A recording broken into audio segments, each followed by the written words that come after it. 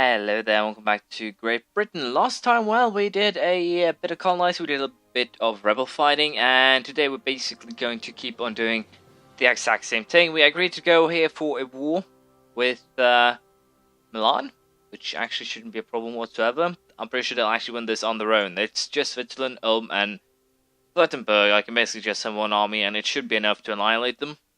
Even Milan has more troops than them, and I believe Ferrari is actually on our side here. So, yes, this is kind of overkill, and I don't really think I have to find, as I said. Again, we'll be continuing the colonization. I've gone a little bit too, a little bit too overkill on my colonies here, and as a result of that, I'm losing quite a bit of cash.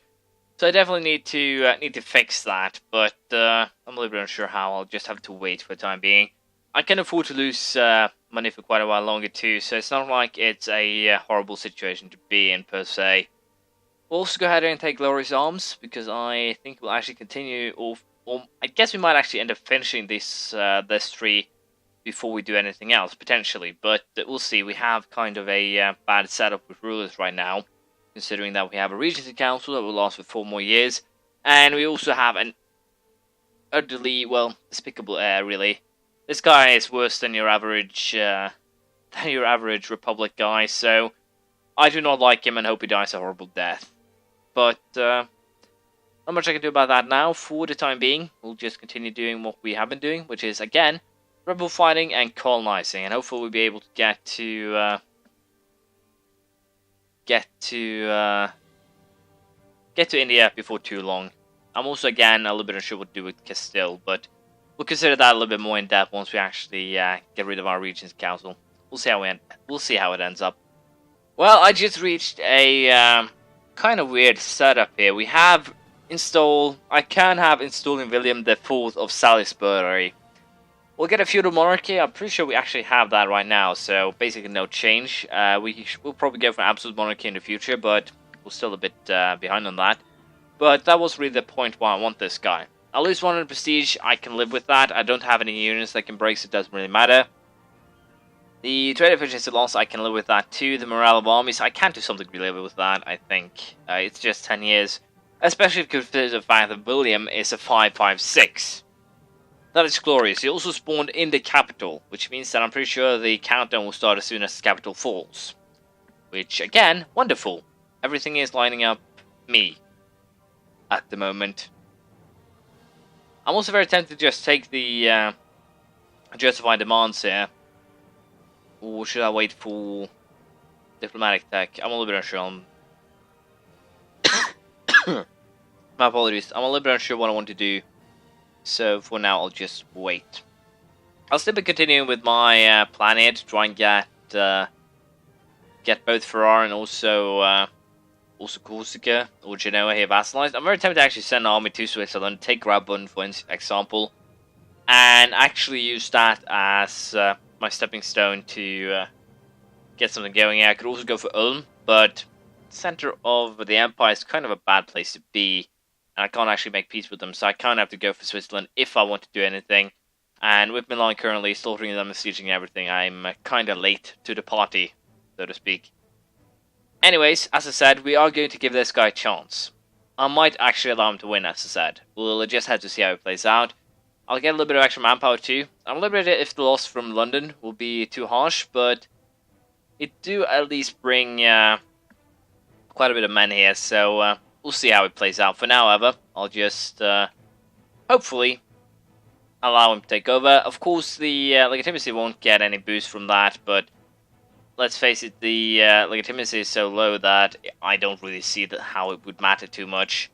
I'm also going to create, I think, another unit to have here in Europe for the simple reason that having my guys from back and forth is kind of annoying, and that's also kind of the reason why I want to get rid of Hispania and potentially take this area here. It will make it far easier to keep everything under control, so then can spread or send my troops, in a much easier manner, I guess I should say. But as I said, we are going to build another unit, and hopefully can use that to, keep a little bit better control of our environment. We'll see how it plays out. For now, however, I'll keep on keeping control, and we'll see how the Pretender Rebels do. Hopefully, We'll have a new ruler before too long. With this, we're basically now called everything. I will not be accepting the royal marriage with Norway here for the simple reason that they're already my vassal and my legitimacy is low enough as it is. On a positive note now, we actually don't have any overextension, so potential rebels should minimize, although they just rose up in Alicante. Milan made peace for Brescia from Switzerland, so that is also fine. At the moment, we're losing about 30 ducats a month in, well, colony taxes, I guess I should call it. And the Siege of London is over, so this is what I kind of want to check here. 2 years. They'll need 2 years, and then we are basically here with, well, William in charge. I can live with that, to be perfectly honest. It's not that long of a time to wait, really. It really isn't. I can, as I said, live with that. We'll make it work. I'll send this army down south to deal with rebels. We'll also go ahead and go for diplomatic tech upgrade here. Custom house and naval base, level 18. With that, I can build said buildings. The next level will be a little bit more interesting, though, since I can then upgrade my navy to, well, war galleons, and also we can go for the frigates. So I guess we'll wait until then before I actually do a upgrade to, well, my navy. Pretty sure I'm still running caravels, as you can see, so getting that upgrade done is probably going to be it's going to be good. Let's just say that. But again, I said about one colony too much, and I'm paying quite the price for that. So I'll be far more careful with that in the future in order to make sure that, well, it doesn't happen again, more or less. So I'll still be dealing with the rebels, and hopefully here we'll have well, William on the throne before too long. I'm kind of mean here to throw my own king before the wheel, but he is underage and he's just annoying as hell. So I can't say I feel too bad about it, to be perfectly honest. Anyways, as I said, rebels, building army, allowing this guy to win the war, things like that. Just British things, to some degree. Yeah, I know I'm very bad with jokes, but I'll make me laugh, and that is more than enough to. Well, it really isn't more than enough when I think about it. I'm getting out on a tangent here, and it's out on a. I don't know what I should call it. I'm getting out on something I shouldn't. Well, get out on, more or less.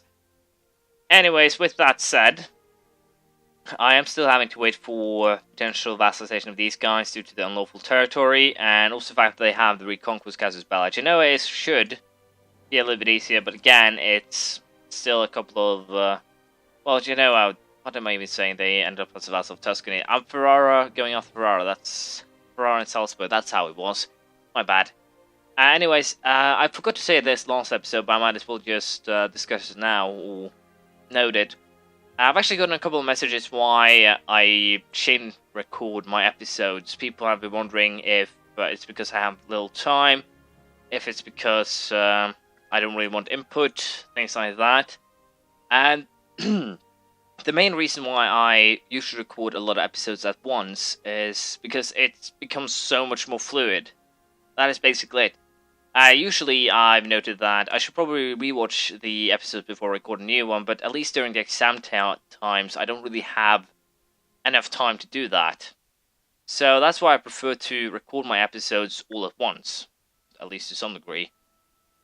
Austria versus Switzerland, well, not bad. But as I was saying here, the reason why I prefer to do it that way is things become more fluid. I can remember what I talked about in the episode before. I want to say everything over again, things like that. So, all in all, as far as I'm concerned, things go far better if I just record a couple of episodes at once. I will, of course, try and look for your criticism, your advice.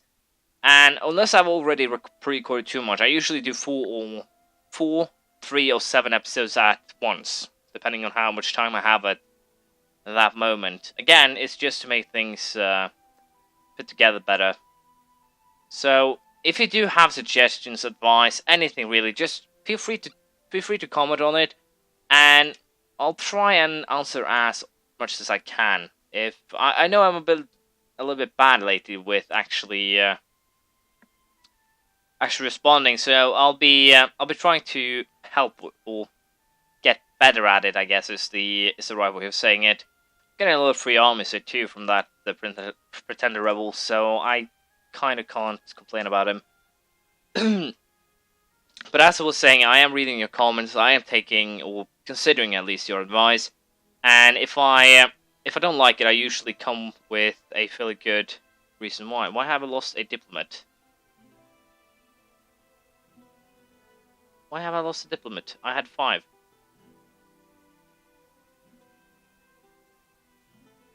I am still in control of the Holy See. Well, I'll have to check up on this later.